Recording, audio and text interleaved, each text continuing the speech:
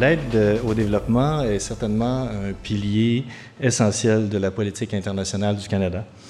Un pays comme le nôtre a la responsabilité non seulement d'accroître l'aide au développement, mais aussi et surtout rechercher l'efficacité et d'aider les pays en développement à profiter des possibilités économiques. La coopération au développement va bien au-delà de l'aide. L'aide internationale publique est de plus en plus considérée comme complémentaire. Complémentaire au développement économique, complémentaire à la sécurité globale, à la santé humaine, à la protection de l'environnement pour les générations futures. C'est pourquoi l'ensemble des politiques publiques en matière de coopération au développement doivent avoir une approche cohérente. En 2012, dans son examen de la politique de coopération du Canada, l'OCDE a recommandé, et je cite, « de susciter l'adhésion de la sphère politique à la cohérence des politiques ». L'OCDE tente depuis plusieurs années de convaincre les pays donateurs qu'il faut une convergence des politiques publiques dans leur ensemble pour soutenir les objectifs de développement. Quand une politique publique répond à des intérêts partisans, quand une politique publique répond à des intérêts économiques, ou à des objectifs de sécurité internationale, on peut se retrouver en contradiction avec l'objectif humanitaire ou de développement international, d'où l'importance de politiques convergentes. De plus, il faut peut-être accepter l'idée qu'une aide au développement apolitique et non idéologique est un mythe. Certains avancent qu'on devrait laisser l'aide internationale aux professionnels, qu'on devrait tenir à distance les élus et les groupes de pression, qu'on laisse les experts faire le travail. S'il est vrai que les experts sont essentiels pour assurer une plus grande efficacité recherchée à la livraison du programme, et ils sont essentiels aussi dans les relations avec les partenaires et dans les relations avec les bénéficiaires, il serait candide de prétendre que les intérêts ne font pas partie de l'équation.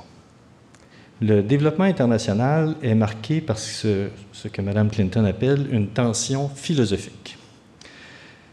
Clairement, Mme Clinton demande si l'assistance à l'étranger doit être altruiste ou si, plutôt, notre aide doit faire partie d'une stratégie plus large, donc servir certains intérêts. À la fin de son chapitre portant sur le développement, Mme Clinton répond à sa propre question. Elle énumère les succès américains en matière d'aide internationale qui, selon elle, n'ont pas seulement aidé l'humanité, mais ont aussi concouru à répandre les valeurs américaines, à renforcer le leadership des États-Unis dans le monde. Alors, les intérêts existent. Les États ont leurs intérêts, le secteur privé, les entreprises privées, les différents groupes de la société ont leurs intérêts. Ces intérêts existeront toujours. Mais il faut pouvoir gérer ces intérêts. Il faut pouvoir gérer les intérêts de manière à ce qu'ils aient la place qui leur revient, pas plus. Et c'est pourquoi que les travaux du professeur Stephen Brown sont très importants. Le Dr Brown est professeur en sciences politiques à l'Université d'Ottawa. La majorité de ses recherches portent sur l'intersection des politiques et des pratiques. Il détient une subvention du Conseil de recherche en sciences humaines du gouvernement du Canada pour ses travaux portant justement sur la cohérence des politiques pour le développement et l'aide canadienne.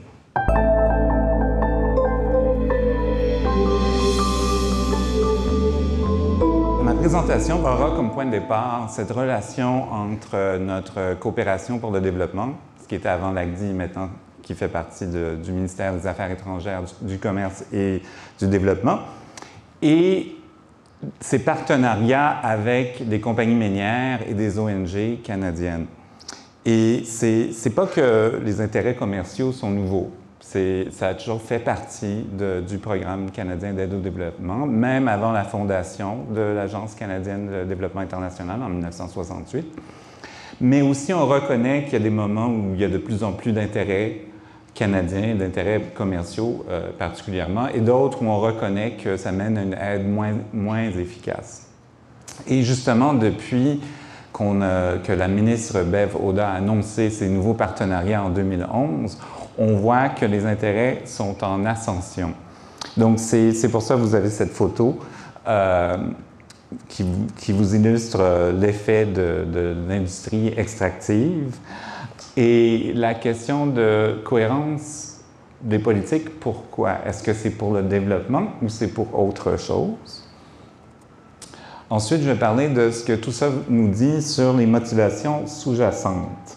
3 projets pilotes ont été annoncés en septembre 2011, donc ça fait maintenant 3 ans. Alors, vous avez la première colonne des compagnies minières qui vont bientôt apparaître. Deuxième colonne, les 3 pays. Et la troisième colonne, c'est le budget de l'ACDI et le budget total de ces projets. Alors, le premier projet était avec Barrick Gold, une compagnie très bien connue, et l'ONG Vision Mondiale, au Pérou, pour travailler dans des communautés affectées par les mines, justement, de Barrick Gold. Et l'ACDI a contribué la moitié du budget de $1 million. Deuxième projet, celui qui a reçu le plus d'attention, en grande partie parce que le budget est plus grand, mais pour d'autres raisons aussi, c'est le projet de IAMGOLD avec Plan Canada. Et la raison pour laquelle ça a reçu beaucoup plus d'attention, non seulement parce que l'ACDI contribuait 5,7 millions, mais parce que le communiqué de presse de l'ACDI disait que ces fonds et que le projet aidera à former des gens qui vont travailler pour la compagnie minière.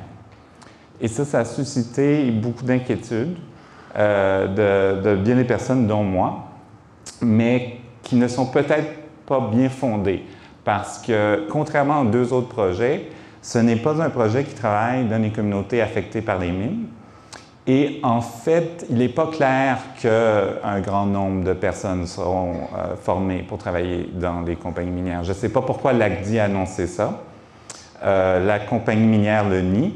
Plan le nie. C'est relativement crédible que ce n'est pas vrai. Mais pourtant, le Globe and Mail a fait un reportage et a dit qu'il allait y avoir 500 stages dans la compagnie minière, ce que les fonctionnaires de Plan, de l'ONG, m'ont dit qui n'était pas vrai. Alors, il y a beaucoup d'informations qui circulent. Il est plus difficile de comprendre, en fait, ce qui se passe. Et le troisième projet est au Ghana, avec Rio Tinto Alcan et le UMC, Entraide universitaire mondiale du Canada. Et c'est également un projet qui travaille avec des communautés affectées par les mines. Donc, 2 sur 3 travaillent presque uniquement ou uniquement avec des communautés affectées par des compagnies minières canadiennes. Encore une fois, l'ACDI contribue $1 demi-million. Et en même temps, l'ACDI a annoncé, c'était un paquet, de $20 millions pour ce qu'ils ont appelé l'initiative régionale andine, pour appuyer la responsabilité sociale des entreprises dans le secteur extractif, et ça couvre ces 3 pays. Et jusqu'à date, j'ai réussi à trouver très, très peu d'informations sur ça. Mais si vous regardez sur le furteur de ce qui était l'ACDI, maintenant le ministère, en trouvant les projets par pays, vous pouvez voir qu'il y a d'autres contrats qui ont été signés avec d'autres ONG canadiennes, dont CARE. Donc, ce n'est que le début. La première question qui s'est posée, c'est est-ce que ce sont des subventions? Et le gouvernement a dit non, non, non, parce que les fonds ne sont pas versés aux compagnies. Et c'est vrai, il n'y a même pas $1 de tout cet argent-là qui est versé aux compagnies. Mais ça ne veut pas dire que ce n'est pas des subventions. Et comme il y a beaucoup d'étudiants dans la salle, laissez-moi vous donner un exemple. Vous allez à l'université, ici, à l'Université Laval, mais vous venez d'ailleurs. Vos parents veulent vous aider, mais ils vont payer, par exemple, votre loyer. Ils vont signer les chèques qui vont aller au propriétaire de votre appartement. Il y a $0 qui va à l'Université Laval. Mais est-ce que ça veut dire qu'ils ne subventionnent pas votre éducation? Je dirais que non. J'ai quelques citations. Alors, Bev Oda, qui était ministre à l'époque, ministre de la coopération internationale, a dit « En aucun cas, les fonds publics sont utilisés pour augmenter la rentabilité de ces entreprises. » Vous avez Pierre Gratton, qui est le président de l'Association minière du Canada, qui fait du lobbying auprès du gouvernement canadien. Il dit « Ces efforts permettent aux entreprises minières de vendre leurs projets, parfois controversés, plus facilement aux populations locales. » Alors, vous avez la ministre qui dit « Ça n'aide pas de compagnie ». Et vous avez le représentant, le lobbyiste en chef des compagnies qui dit « Oui, ça nous aide ». Il faut dire que ça, ce n'est pas une citation directe de M. Gratton. C'est le résumé qu'en a fait un journaliste du Toronto Star. Et M. Gratton, par la suite, a dit « Cela ne représente pas ce que j'ai dit ». Nous avons par la suite Julian Fantino, qui a remplacé Mme Oda comme ministre de la Coopération internationale, qui a dit que le travail de l'ACDI avec les sociétés minières les aiderait à être compétitifs sur la scène internationale. Alors, vous voyez, il n'y a pas un message clair ici. On semble dire, oui, ça va aider les compagnies, mais ce n'est pas une subvention. Et pour moi, c'est une contradiction. Si ça va aider les compagnies, c'est une subvention, même s'il est indirect. Et on peut se poser la question, pourquoi on utilise l'aide au développement pour subventionner les compagnies canadiennes? J'ai essayé de voir les différentes justifications des divers acteurs pour essayer de voir pourquoi. Pourquoi le gouvernement fait ça? Comment le gouvernement essaye de justifier ce qu'il fait. Et ma conclusion, c'est qu'ils sont confus et peu convaincants. Pourquoi ils ont mis à part certains fonds? Parce que là, c'est quelque chose qu'ils n'ont pas révélé. J'ai appris ça d'une des ONG. Mais l'ACDI, à l'époque, a fait savoir aux ONG qu'ils avaient mis à part des fonds réservés aux ONG qui allaient travailler avec des sociétés minières canadiennes. Si c'est financé par le public, est-ce que c'est encore la responsabilité sociale des entreprises? Vous avez ici encore Bev Oda qui dit que c'est une autre façon d'améliorer l'efficacité du travail de l'ACDI. C'est quand même alléchant comme justification. Et elle et d'autres membres du gouvernement ont dit, bien, quand on travaille avec le secteur privé a un savoir-faire, une efficacité qui vient du secteur en soi. Ils savent comment faire des choses mieux que des ONG ou que le gouvernement. Ce qui peut être vrai pour certaines choses. Sauf qu'il faut se rappeler que ces projets sont des projets mis en œuvre par les ONG. Les entreprises ont très peu de rôle. Et j'ai posé la question. Eux, ils m'ont dit, mais nous, on n'a pas contribué à l'identification du projet, au design du projet. On a simplement participé à certaines réunions et on a contribué de façon financière. Donc, si la contribution est financière, ce n'est pas vraiment une amélioration de l'efficacité. Ce n'est pas une nouvelle façon de faire les choses.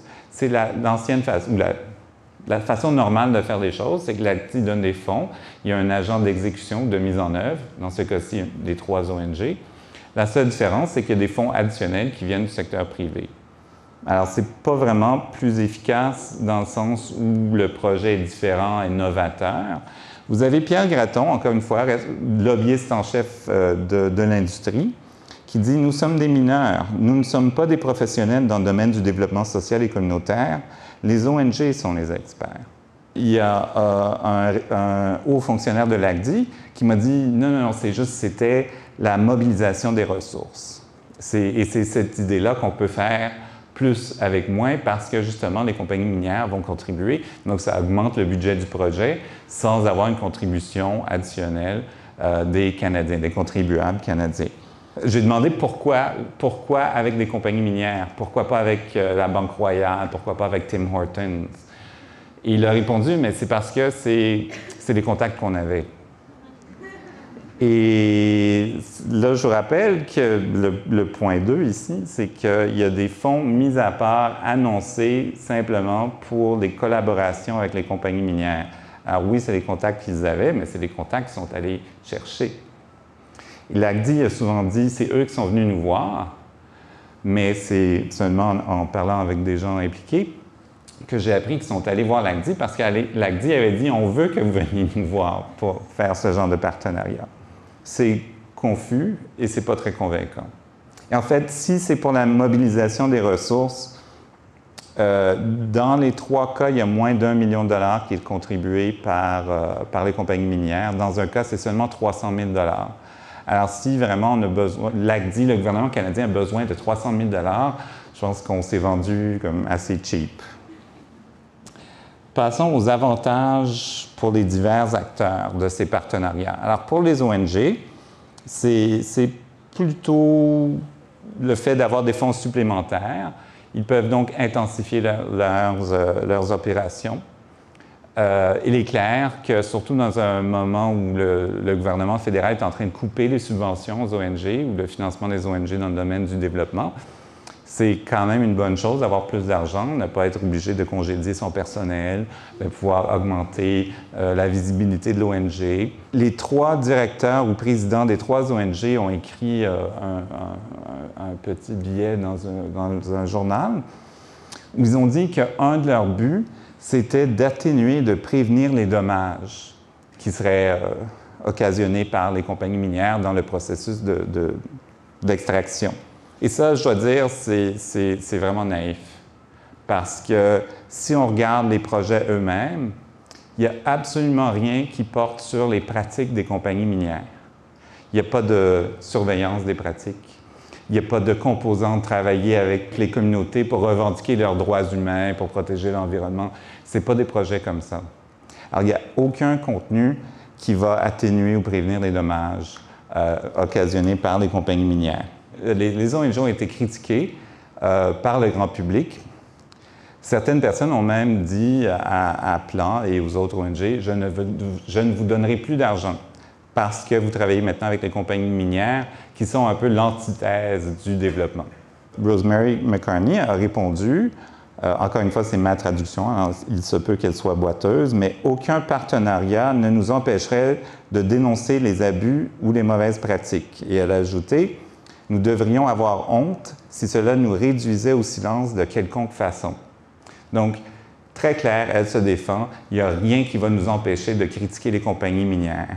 J'ai fait une demande d'accès à l'information et j'ai obtenu le plan de mise en œuvre du projet. Et donc, c'est Plan et IAMGOLD. Et on parle de la possibilité et même la probabilité qu'il va y avoir un scandale public pendant la durée du projet, qui est de 3 ans et demi, je crois, qu'à un moment ou à un autre, il y aura un genre de scandale, un abus de droits humains, désastre environnemental, etc., au Burkina Faso. Et le plan de mise en œuvre illustre très clairement que l'ONG travaillera avec la compagnie minière pour éviter les dommages de l'image, contre l'image de la compagnie minière. Il est très clair que Plan ne critiquera pas le IAMGOLD. C'est dans le document qu'ils ont signé avec IAMGOLD. Quels sont les avantages pour les compagnies minières? Pour eux, si certains de ces projets peuvent être considérés comme la responsabilité sociale des entreprises, eux aussi ont des fonds supplémentaires. Ils ont des grandes subventions. Dans le cas du projet de IAMGOLD au Burkina Faso, 75% des fonds proviennent de l'ACDI, du gouvernement canadien, et seulement 13% de la compagnie minière. Alors, c'est une très grande subvention pour eux. Ils peuvent dire, nous avons ce projet de responsabilité sociale des entreprises, nous faisons ces grandes contributions au peuple burkinabé, mais en fait, eux ne contribuent que 13%. Un autre avantage clé, c'est que ces projets, que ce soit au Burkina Faso ou au Pérou ou dans d'autres pays, mais quand on travaille dans les communautés minières, ça aide à convaincre les communautés locales à accueillir des activités minières et à les permettre de rester en opération pour la durée de l'existence de la mine. La compagnie minière peut dire « acceptez-nous » ou « acceptez-nous plutôt qu'une compagnie chinoise » et vous allez avoir un petit panier avec des cadeaux. Vous allez avoir l'argent d'une ONG canadienne, vous allez avoir l'argent du gouvernement canadien, et ça vous fera un paquet. Donc, c'est un incitatif des fonds publics pour une entreprise privée. Également, ça détourne l'attention des pratiques irrégulières et de l'imputabilité aussi. Ce n'est pas un secret que les compagnies minières sont très souvent responsables, directement ou indirectement, d'abus massifs de droits humains et de crimes contre l'environnement. La compagnie Barrick Gold a reçu une amende de, je ne me souviens plus de combien, mais c'est quelque chose comme 17 millions de dollars au Chili à cause de dégâts causés par les mines. Il y a des cas en Papouasie-Nouvelle-Guinée, encore une fois Barrick Gold, où il y avait toutes sortes d'abus par les gardes de sécurité autour du site de la mine et ce qu'on a appelé une culture de viol. Et le président de Barrick Gold, à l'époque, M. Peter Monk, a dit que le viol faisait partie de la culture de la Papouasie, que ça n'avait rien à voir avec la compagnie minière. Si, par exemple, ils vont construire des écoles et des cliniques, c'est quand même une bonne chose pour les communautés. Sauf que pourquoi on choisirait seulement des communautés qui accueillent les compagnies minières canadiennes, qu'on ne choisirait pas, par exemple, les communautés qui en auraient de plus besoin? Pourquoi on ne travaillerait pas avec le gouvernement national pour intégrer ces écoles, ces centres de santé communautaires dans le système national d'éducation ou de santé, pour assurer que ces centres et que ces écoles seront maintenus après la fermeture de la mine et du départ de la compagnie minière? Alors, dans un sens, on pourrait dire que ça permet de perpétuer les mauvaises pratiques parce qu'au lieu de regarder ce qui se passe dans les mines, on regarde à côté comment les compagnies minières sont devenues en fait des acteurs humanitaires. Ils sont généreux, ils font de bonnes choses pour des gens. Alors, dans ce sens-là, on pourrait dire que ça aide à perpétuer les mauvaises pratiques. Passons ensuite aux avantages pour le gouvernement canadien. Mais d'abord, il y a des avantages commerciaux et il y a aussi des raisons idéologiques. Alors, nous avons un gouvernement qui croit fortement à l'importance du secteur privé, qui a fait le choix d'en parler beaucoup, de prendre plusieurs mesures en faveur des compagnies canadiennes, que ce soit, par exemple, la réduction des taux d'imposition. On peut comprendre que cette perspective idéologique va être reflétée dans les initiatives de développement international. Si vous regardez depuis 2-3 ans tous les discours des ministres, vous allez trouver au moins la moitié des discours qui vont utiliser dans le premier paragraphe l'expression secteur privé ou l'équivalent. Vous avez Bev Oda qui défend le secteur privé, qui dit « Il n'y a rien de mal avec le secteur privé et en particulier notre secteur privé canadien. Ils sont responsables, ils sont bons. » Je pense que c'était 2 semaines après, la GRC rentre à SNC-Lavalin et les grands fonctionnaires démissionnent, etc. Malgré ça, Jolyon Fantino renchérit. Les entreprises canadiennes se sont montrées être socialement responsables. Donc, on a un gouvernement qui défend les compagnies privées, quoi qu'elles fassent. Et si vous regardez, si vous savez moindrement quelque chose de l'entreprise minière, si vous avez suivi un peu ce qui s'est passé avec la corruption à SNC-Lavalin, il est difficile de croire ce genre d'affirmation de la part des politiciens. Ce qu'on voit ici, donc, c'est le retour aux intérêts canadiens, à l'intérêt national. Par exemple, Fantino qui dit, dans une entrevue avec le Globe and Mail, « Nous avons le devoir et la responsabilité de s'assurer que les intérêts canadiens sont promus par l'aide au développement et que les Canadiens ont le droit d'en tirer un avantage. » C'est fort, ça. Le devoir, la responsabilité de profiter de notre aide au développement et que les Canadiens ont le droit d'en profiter. Si vous regardez les déclarations de droits humains, etc., vous n'allez pas trouver ce genre de droit. Alors, le mot « droit » ici est très, très fort. Depuis qu'on a de l'aide au développement, on a des intérêts commerciaux qui sont mêlés là-dedans. Et il y a eu un consensus de plus en plus fort pendant les années 90, les années 2000, que les intérêts commerciaux réduisaient l'efficacité de l'aide. Alors, vous avez peut-être entendu parler de l'aide liée. L'aide liée veut dire que l'aide qui est octroyée à un pays en voie de développement doit être dépensée dans le pays donateur. Alors, si, par exemple, le Canada a un projet avec la Mongolie et va financer l'achat de tracteurs, ces tracteurs devraient être achetés au Canada.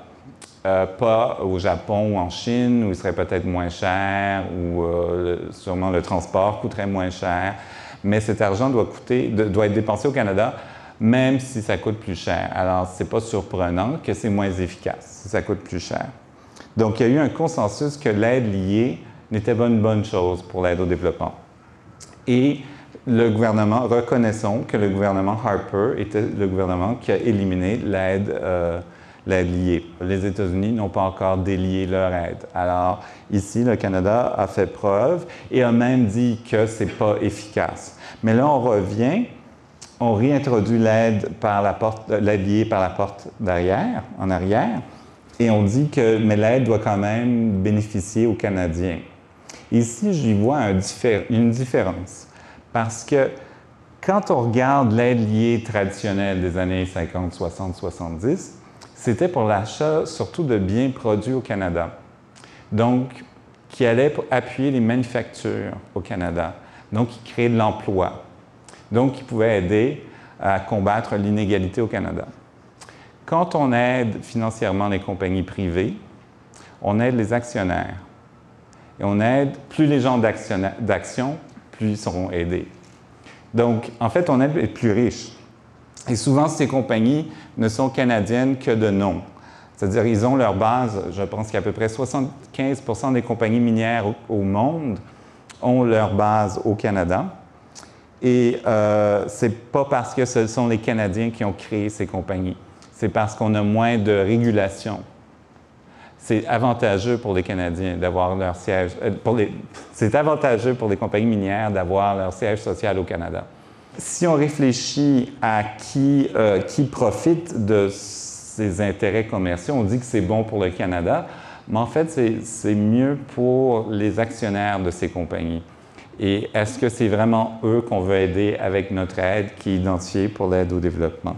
Avec la fusion de l'ACDI avec les affaires étrangères et le commerce international, il y a un remaniement de l'organigramme du nouveau super-ministère et la création de nouveaux fonds. Et là, on va bientôt annoncer qu'il va y avoir un nouveau concours pour les ONG et pour le financement des ONG. Et paraît-il qu'il va y avoir des fonds, encore une fois, réservés seulement pour les ONG qui collaborent avec des compagnies minières. Il faut se poser la question aussi, quels pauvres méritent l'assistance canadienne? Si c'est de l'aide au développement, c'est l'aide pour réduire la pauvreté. Et est-ce qu'on veut juste aider les pauvres qui sont affectés par des compagnies minières canadiennes ou on veut avoir d'autres critères pour identifier les pauvres qu'on veut aider? Maintenant, j'exagère un peu parce que c'est évident que ce n'est pas toute l'aide canadienne qui dorénavant sera dépensée de cette façon, mais c'est le signal qu'on donne, c'est la tendance. Je dois noter que c'est un très petit pourcentage de l'aide totale canadienne qui est versée à ce genre de partenariat, mais je pense que ça reflète bien la mentalité et les motifs sous-jacents de l'aide canadienne ou des nouvelles initiatives. Il faudrait parler un peu des risques, parce que ce n'est pas sans risque faire ce genre de partenariat. D'abord, il y a la réputation du gouvernement du Canada, qui travaille avec ces compagnies minières. Ça me fait penser à deux études qui ont été faites. Il y a une société suisse qui s'appelle RepRisk, qui fait l'évaluation des risques à la réputation et qui a identifié les 10 compagnies avec les pires réputations au monde dans le secteur minier. Et parmi ces 10, on retrouve 2 des 3 qui ont été identifiés comme étant des partenaires, c'est-à-dire Rio Tinto Alcan et Barrick Gold. Donc, ce sont des partenariats risqués et l'image du Canada à l'étranger est dorénavant associée à ces compagnies et aux pratiques de ces compagnies. C'est également un risque pour les ONG. comme j'ai dit tantôt, ça a déjà endommagé la réputation de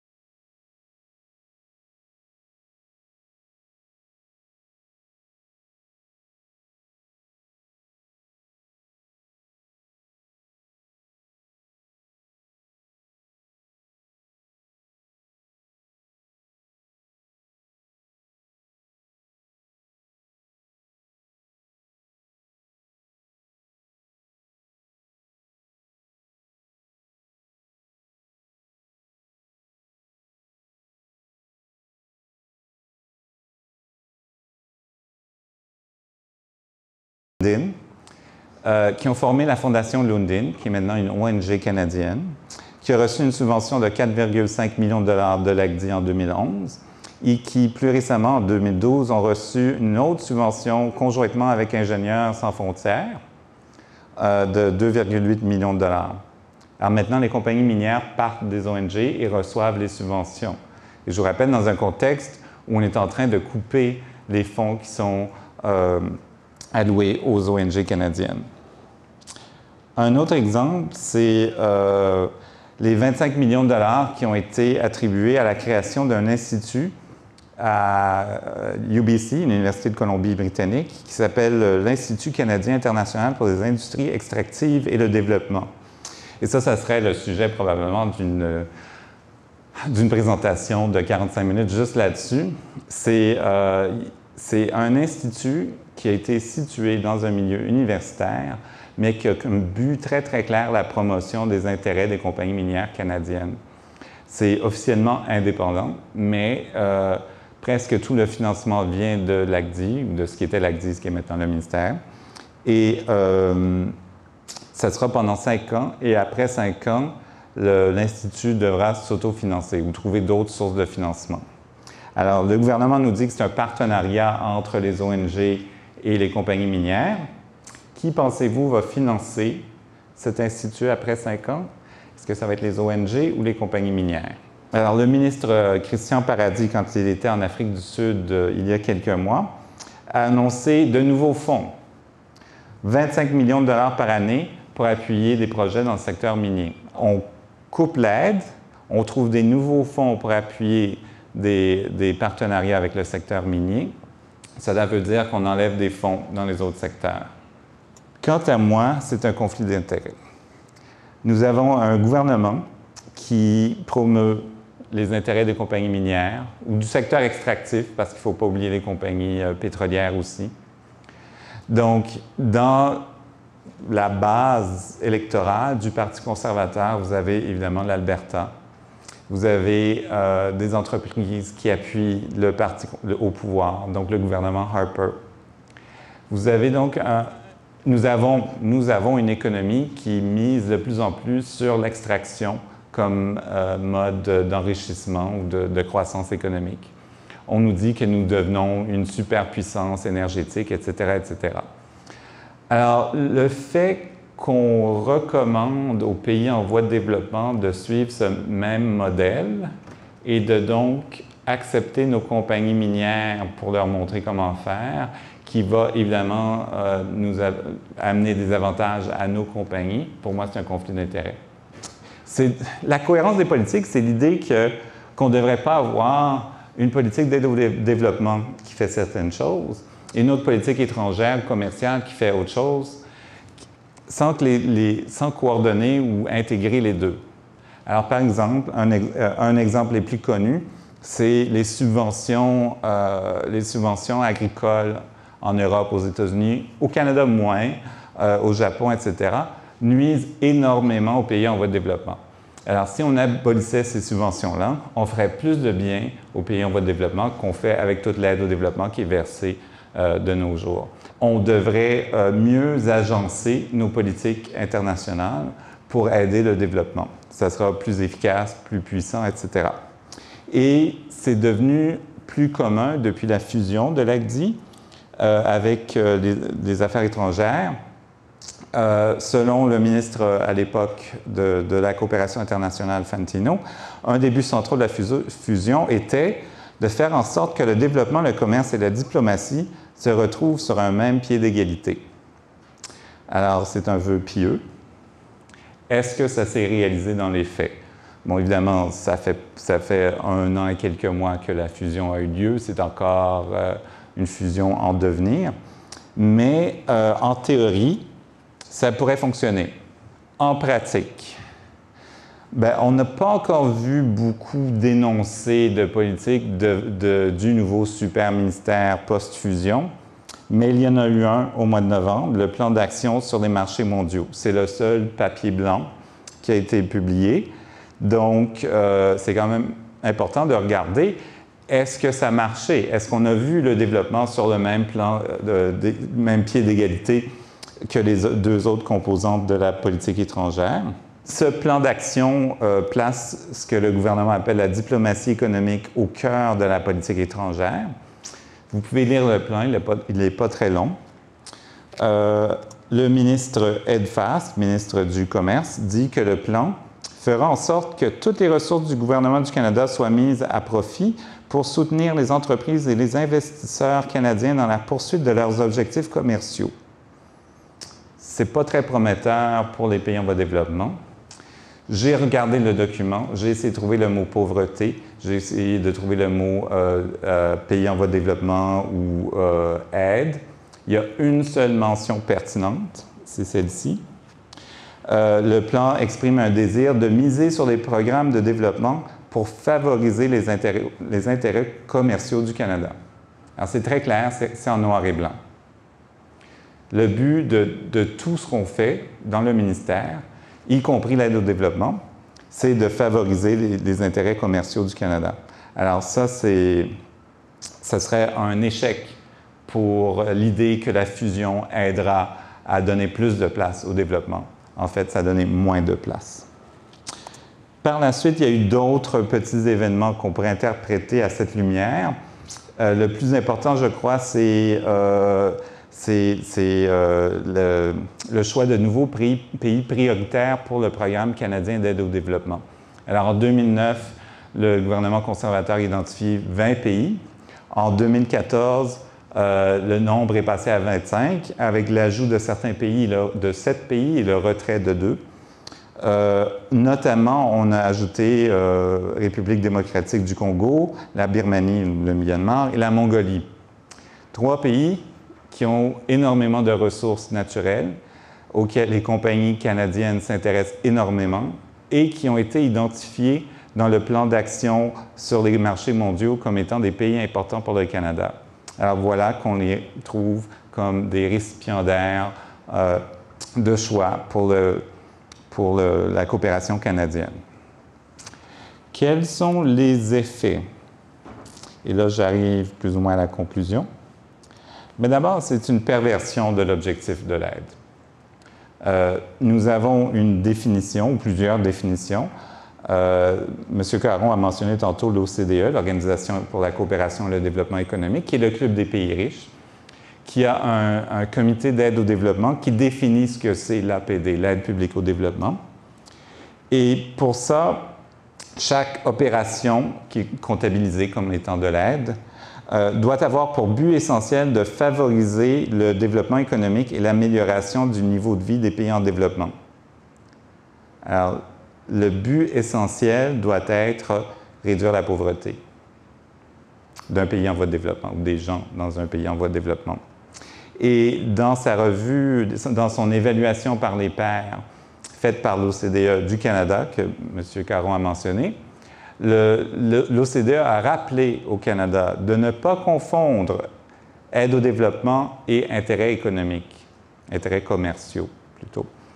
Donc, c'est déjà sur le radar des contreparties du Canada, mais il faut reconnaître aussi que ce n'est pas juste le Canada qui fait ça. Je ne veux pas dire ça, il y a d'autres pays qui le font aussi. C'est une tendance chez un certain nombre de pays, dont l'Australie, et ça a toujours été une pratique importante aux États-Unis. Est-ce que c'est une pratique illégale? Parce que selon la loi canadienne sur la responsabilité en matière d'aide au développement officielle, l'aide doit être axée sur la réduction de la pauvreté. J'aimerais bien voir une accusation formelle devant les tribunaux disant que le gouvernement est en infraction. Je ne sais pas, ça dépendra de l'interprétation de la loi parce qu'elle a été affaiblie dans certains sens, mais c'est le but de cette loi est très clair, c'est de dire que l'aide doit aller à la réduction de la pauvreté. Donc, ne doit pas répondre aux intérêts commerciaux canadiens. Quand on vise des buts autres que la réduction de la pauvreté, on réduit l'efficacité de l'aide dans la réduction de la pauvreté. Ça, c'est un effet très important. Et je pense que ça démontre aussi un mépris pour les engagements internationaux du Canada. Par exemple, dans la déclaration de Paris sur l'aide efficace, on dit qu'on va respecter les priorités des pays en voie de développement. Et quand on identifie les secteurs qu'on veut prioritaires, on est en train d'identifier nos propres besoins. On ne respecte pas la prise en charge nationale de ces pays. Mais vous allez peut-être me dire que j'exagère, que j'oublie qu'il y a beaucoup d'autres composantes de l'aide canadienne et que les tendances, par exemple, comprennent l'aide humanitaire. Je pense que sous le gouvernement Harper, l'aide humanitaire est maintenant rendue à 20 % de l'aide totale. Et aussi l'accent qu'on met sur la santé des mères, des nouveau-nés et des enfants. Alors, je ne sais pas, vous êtes peut-être au courant qu'il y a eu un sommet à Toronto, je crois que c'était au mois de mai, sur la santé des mères, des nouveau-nés et des enfants. Et le slogan était « Sauvons chaque femme, chaque enfant ». Alors, vous allez peut-être me dire, mais ce n'est pas la preuve qu'ils ne pensent pas juste aux intérêts des compagnies canadiennes, qu'ils ont quand même de la compassion ou des intérêts altruistes. Et je vais vous dire oui, en partie. En partie, parce que oui, il est vrai, et c'est là où on ne devrait pas se tromper en croyant qu'un gouvernement est un acteur monolithique avec une seule motivation. On doit reconnaître que même pour le parti au pouvoir, il y a des tendances, il y a des factions. Et il y a une faction importante, chrétienne, souvent fondamentaliste, qui croit beaucoup à la charité, qui s'intéresse beaucoup moins au succès économique des compagnies canadiennes. Donc, quant à moi, ces initiatives répondent aux attentes de cette faction-là, de la base électorale du Parti conservateur. Sur la question de la santé des mères, des nouveau-nés, des enfants, il y a 5 ou 6 blogs qui font une analyse du discours et aussi des pratiques du gouvernement autour du sommet qui a eu lieu.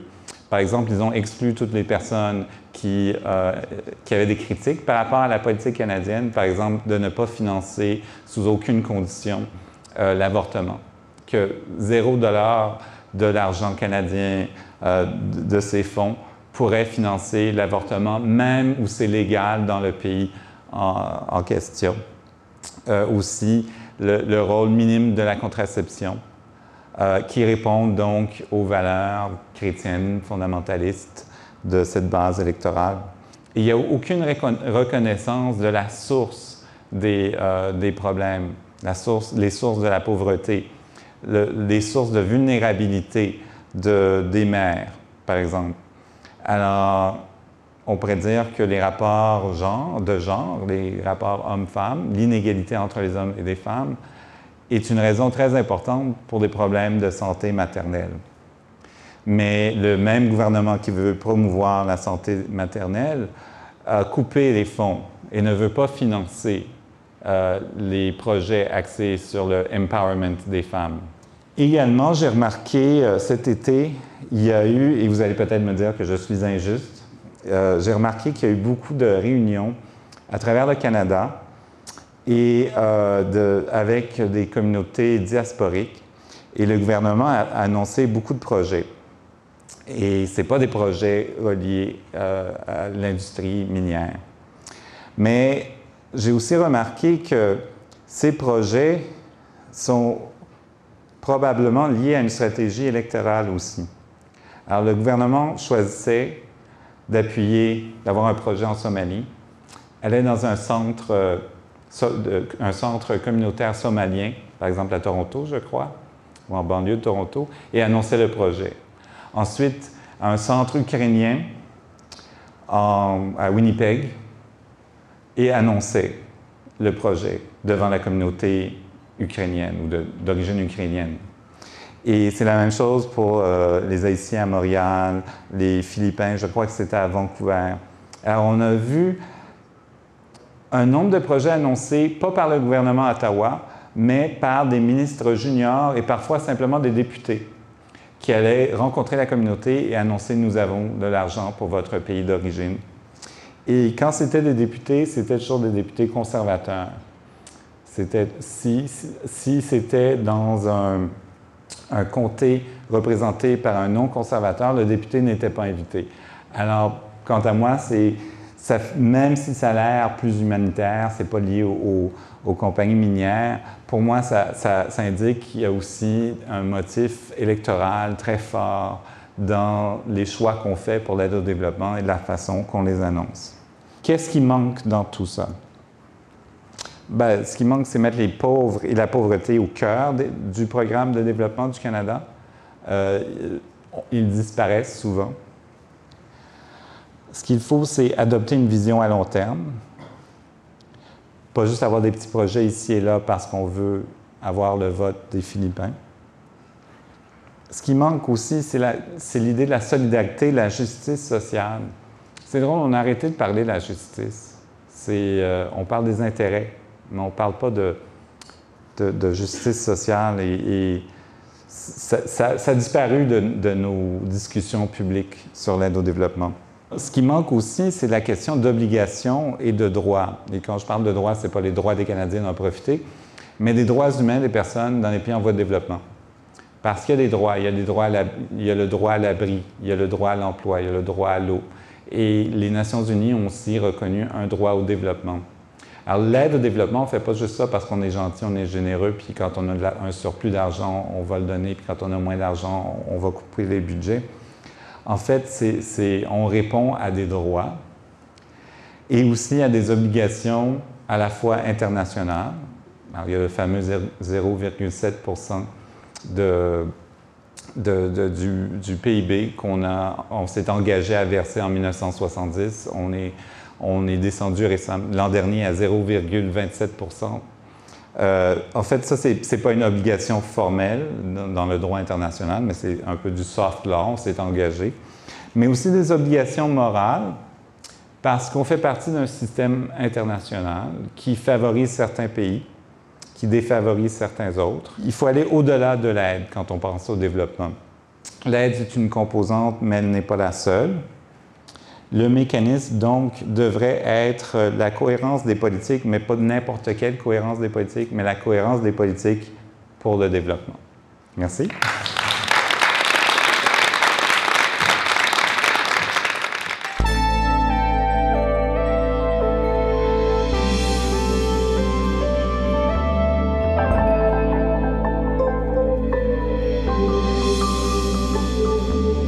Il s'agit de cultures très différentes, de profils très différents, de gens qui ont des formations, des expériences très différentes, des gens qui viennent de l'ACDI et des gens qui viennent du reste du nouveau ministère. L'intégration se fait petit à petit et, paraît-il, c'est difficile parce que, justement, quand les gens étaient concentrés à l'ACDI, qui était comme un ministère, les gens partageaient en majorité une perspective de ce que c'était l'enveloppe budgétaire pour l'aide au développement.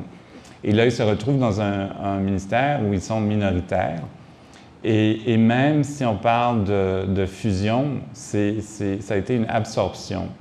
C'est-à-dire la culture qui domine, le ministre qui domine, c'est le ministre des Affaires étrangères. Les règlements internes qui dominent, c'est les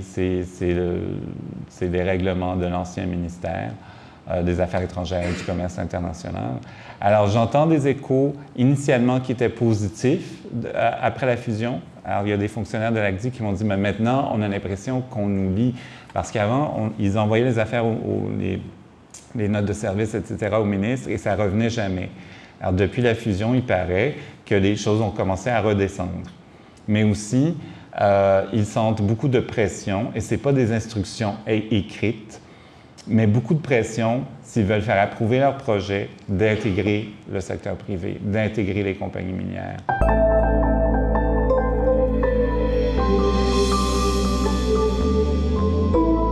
Pour ce que j'ai vu des évaluations qui comparaient le Canada aux autres pays, on a un programme moyen. Avant, on était chef de file dans certains domaines, comme pour les questions de relations hommes-femmes, des relations de genre. On était des chefs de file pour le financement des ONG, mais ça, on a renversé notre position là-dessus et on n'est plus du tout leader. On se dit leader en santé maternelle, santé des mères, des nouveau-nés, des enfants, mais je ne suis pas convaincu à quel point les autres pays nous considèrent des leaders. Obama a eu un sommet sur le même sujet à Washington, quelques temps après notre sommet à Toronto, et le Canada n'a pas vraiment participé, n'a pas eu un rôle important. Alors, on se dit leader, on ne sait pas. Mais encore une fois, je vous parle plus de politique, comme je vous ai parlé dans ma présentation. Moi, ce que je connais mieux, c'est les politiques. Et étant à Ottawa, ayant accès à certains documents, c'est vraiment plus ça que je connais.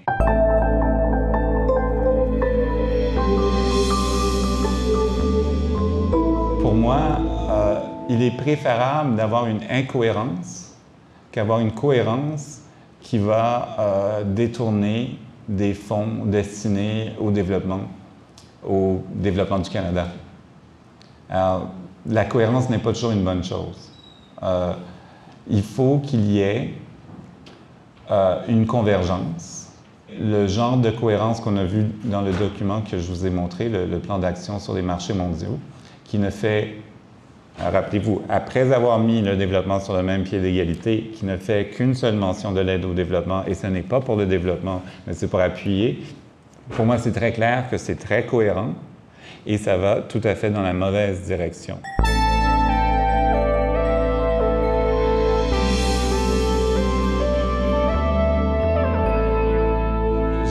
Je participe à notre programme à l'Université d'Ottawa en développement international et mondialisation. Nous avons un programme de bac et de maîtrise. Alors, on est en train de former un très grand nombre de personnes qui désirent travailler dans le domaine. Et de plus en plus, les ONG embauchent moins parce qu'ils ont reçu moins d'argent du gouvernement. Plusieurs personnes formées en développement international travaillent pour les compagnies minières. Pour que ça change, pour changer de cap, d'abord, j'ai l'impression que ça prend un changement de gouvernement. Mais même là, ce n'est pas garanti. Parce que lors des élections, les affaires internationales ne font pas vraiment partie des plateformes, des débats. Et même s'ils le sont, ce n'est pas la dimension du développement international. Alors, le public canadien appuie fortement, selon les sondages, le développement international, mais très mal renseigné. Et c'est pas pour ça qu'on va manifester dans les rues.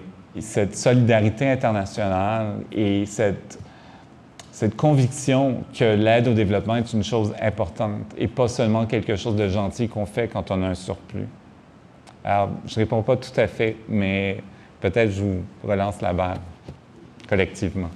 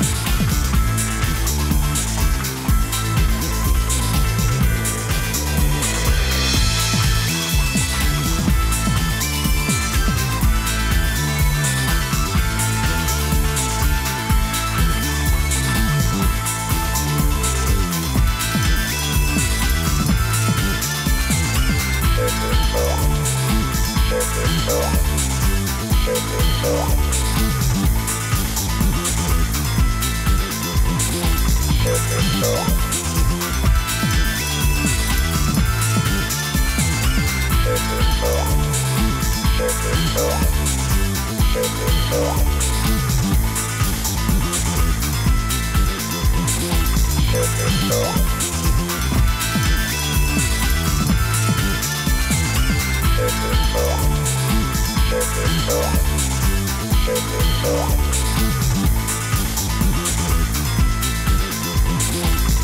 it